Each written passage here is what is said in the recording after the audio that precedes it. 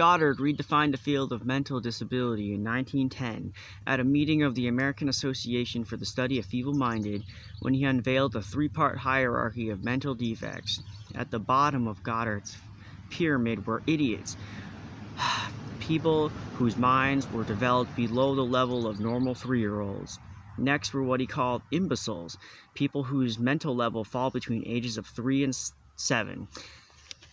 At the top were morons, a term he coined for the Greek word for fool, people with mental age for 8 to 12. Goddard was most concerned with this final category because they were the hardest to spot. Morons are often normal-looking with few or no obvious stigmata of degeneration, he said. Goddard also promoted the rigidity of mental categories in another way, by arguing that they were strongly hereditary.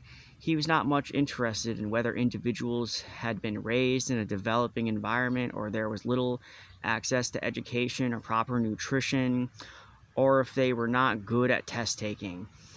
Intellectual deficiencies, he insisted, were innate, and no amount of education or a good environment can change a feeble-minded individual into a normal one, any more than it can change a red-haired stock into a black-haired stock. The Binet-Simon test was reconceived again when Louis Tarman, a Stanford psychologist, created a revised version known as the Stanford Revision. Tarman added a new question and dropped the old ones, and he administered the test on California to students to get more information about the validity and difficulty of particular parts. Whatever that means. Tarman also introduced the idea of the IQ, or intelligence quotient, which was calculated by dividing mental age by chronological age and multiplying it by 100. Mental age to chronological age. Okay. A 10-year-old who tested at 10 years would have a score of 100, and one who tested at 11 years would have a score of 110. The Binet-Simon was presented as measuring innate intelligence, but many of its questions required specific knowledge or had class or cultural biases. It also left considerable room for examiners to make subjective evaluations. The unreliability of the Binet-Simon as a measure of intelligence was evident in the question the colony posed to Carrie on her arrival. According to the record sheet in her files, Carrie was judged to be a middle-grade moron on the basis of such questions as, what is the thing to do? A, broken something? B, danger of being tardy? C, playmate hits you?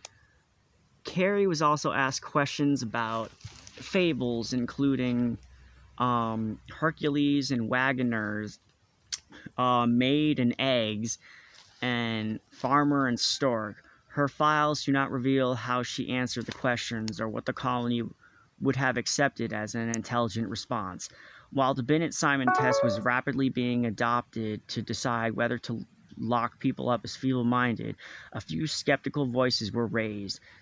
Cyril Burt, a prominent British psychologist, objected that scores on these new intelligent tests might reflect environmental factors like a prosperous history or the want of a cultured home, more than innate ability, leading to gross distortion. Other critics questioned whether whatever it was the tests were measuring could be called intelligence at all. Intelligence, an article in Mental Hygiene objected, is defined in terms of the subject's ability to do tests, which is exactly the point to be proved. The most damning evidence against the Binet-Simon test and others like it was what happened when they actually administered. Reports were emerging about just how off these results were. J.E. Wallen, a St. Louis psychologist gave an account of administering a test to a group of Iowa farmers. Not a single one of these persons could by any stretch of the imagination be considered feeble-minded, he wrote. Yet based on the score they received, every one of the people he tested would be feeble-minded. Goddard administered the Binet-Simon to newly arriving immigrants at Ellis Island in 1913 and got startling results.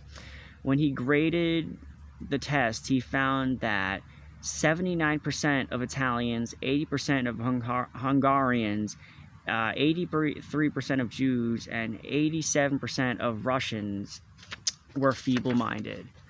After reviewing the results, he came up with the figures that still defied belief.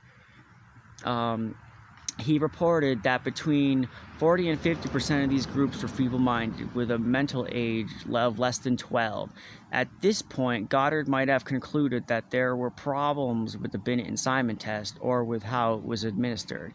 He could have considered the effects of weeks of travel across the ocean and steerage, or the disorientation of arriving in the chaos of Ellis Island, or the bewilderment would have felt on being given a multiple choice test by a stranger after perhaps never having taken a test before.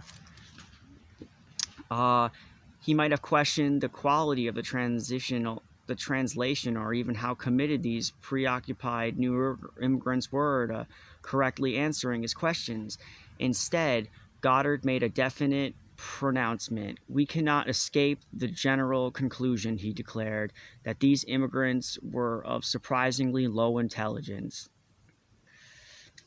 The most infamous intelligence testing of all came in 1917 when Robert Yerkes, a Harvard psychologist, administered a Binet-Simon style to test 1.75 million U.S. Army enlistees. Yerkes worked with Tarman, Goddard, and other experts to devise special mental tests for this group. Yerkes found that in this largely native-born group, fully 47.3% of the white test takers were feeble-minded.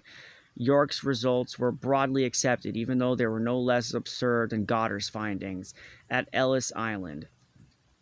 If more than 47% of white Army enlistees were feeble-minded, that would make the United States, as one critic observed, the nation of morons. It was, of course, far more likely that the overwhelming majority of Army enlistees and newly arriving immigrants were not feeble-minded, and that it was just the tests and categories that had failed. Carey was assigned to live in Ward FB9. Every colony resident received a work assignment on the farm, in manufacturing, or with the institution's operations. Carey was given kitchen duty, which meant making and serving meals for the roughly 200 residents of her ward. Preparations for breakfast began early, and she spent most of the day cooking, serving, or cleaning up for one meal or another. Carey was reunited with her mother, who was by now a colony veteran. The two women became close for the first time in years. Carey was a dutiful daughter and helped to care for Emma, bringing her food from the kitchen and spending time with her. Carey also kept in touch with her own daughter, arranging furloughs to visit Vivian at the Dobbses' home in Charlottesville.